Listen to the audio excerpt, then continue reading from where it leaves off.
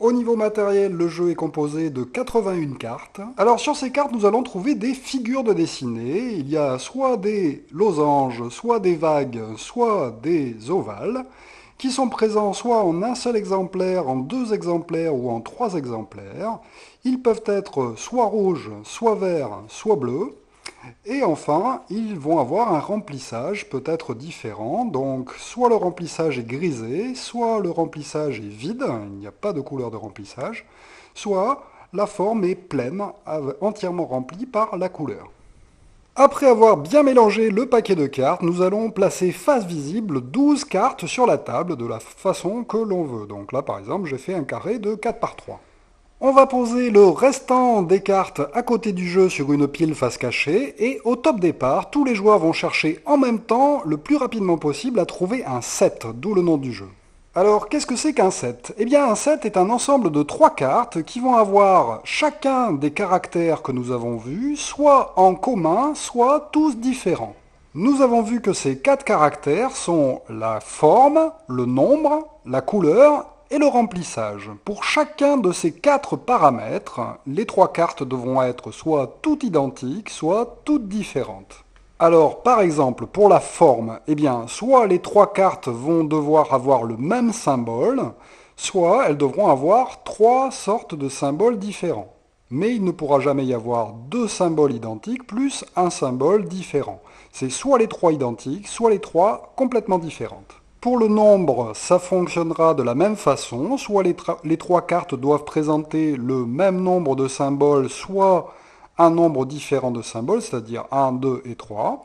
Ensuite, il y a le remplissage, soit les trois remplissages sont identiques sur les trois cartes, soit ce sont trois remplissages différents. Pour la couleur, enfin, la couleur devrait être soit identique sur les trois cartes, soit différente pour chacune des trois cartes qui composent le set. Dans cet exemple, un joueur pourrait annoncer 7 en montrant cette carte-là et cette carte-là. Effectivement, pour la forme, ce sont trois vagues sur les cartes, donc c'est bon. Ensuite, on regarde la couleur, ce sont trois couleurs différentes, ça marche aussi.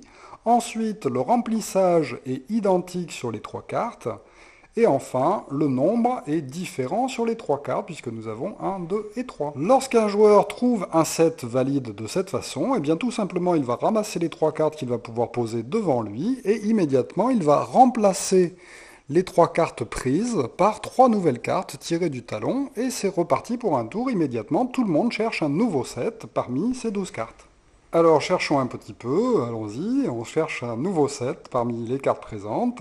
Un joueur pourrait annoncer 7 en montrant cette carte-là et cette carte-là. Effectivement, en reprenant nos quatre caractères, le premier caractère, la forme est complètement différente sur les cartes, le nombre est identique sur les cartes, la couleur est identique sur les cartes et le remplissage est identique sur les trois cartes. C'est donc bien un set. On remplace par trois nouvelles cartes tirées du talon. Toc. Toc et toc. Alors, vous en voyez un? Moi, j'en vois un. 7 avec cette carte-là et cette carte-là. Effectivement, les symboles sont tous différents, les couleurs toutes différentes, le remplissage est par contre identique et le nombre est différent. Alors si jamais quelqu'un se trompe en annonçant un set qui n'existe pas, donc par exemple si un joueur disait 7 en montrant cette carte-là et cette carte-là, on vérifie la forme est identique sur les trois, donc ça marche. La couleur est identique sur les trois, donc ça marche. Le nombre est différent sur les trois, donc ça marche. Mais par contre, le remplissage est identique sur deux cartes, mais différent sur la troisième carte, ce n'est donc pas un set. Donc si un joueur se trompe comme ça en montrant un set qui n'existe pas, eh bien il n'a plus le droit de parler, il se tait en fait pendant que les autres continuent à chercher jusqu'à ce que quelqu'un trouve un bon set. De temps en temps, il peut y arriver, il y a une chance sur 33 en fait qu'on arrive à ne pas trouver de set, à ce qu'il n'y en ait pas du tout. Si jamais les joueurs n'arrivent pas à trouver de set, à ce moment-là on rajoute tout simplement 3 cartes supplémentaires tirées du paquet pour avoir 15 cartes sur le jeu, et à ce moment-là, normalement, on devrait tomber forcément sur un set caché quelque part. Il y a bien sûr parfois plusieurs sets qui apparaissent à la fois. Évidemment, c'est le joueur qui crie 7 le premier et qui montre les bonnes cartes, qui récupère, et l'autre ne récupère pas avant qu'on ait placé 3 nouvelles cartes. À ce moment-là, il pourra annoncer un nouveau set. Dès qu'un set est annoncé, le jeu s'arrête, le temps qu'on vérifie si un joueur s'est trompé ou pas. Par exemple, dans cet exemple-là, il y a deux sets. Il y en a un ici, avec cette carte-là et cette carte-là. Et il y en a aussi un autre que j'ai vu tout à l'heure. Est-ce que je vais le retrouver avec cette carte-là et cette carte-là? Celui-ci était a priori plus difficile à trouver parce que là, tous les caractères sont différents. La forme est différente, le remplissage est différent, la couleur est différente et le nombre est différent.